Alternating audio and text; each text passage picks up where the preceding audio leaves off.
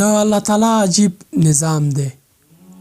مال، قوت، پوهه او نور نعمتونه هر انسان ته ورکوي، که کافر وي او که مسلمان.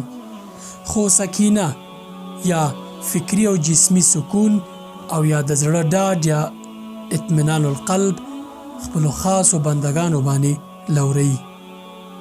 دا د زړه ډاډ او د زړه سکون په جدي اهمیت دلالت کوي او ښیي چې دا د الله تعالی خاص او ځانګړې او لویه لورینه ده. خوشبخت دی هغه انسان چې په دغو انسانانو کې وشمیرل شي، چاته چې الله تعالی د زړه ډاډ یا سکون ورکوي. باور وکړئ سخته به وي چې پوره ارزښت یې بیان کړی شم، خو لنډه دا وایم چې تر ټولو نعمتونو دا نعمت لوی او غوره دی. نو اوس به مو پوښتنه دا وي چې دغه نعمت څنګه ترلاسه کیدای شي، څنګه یې ترلاسه کړو؟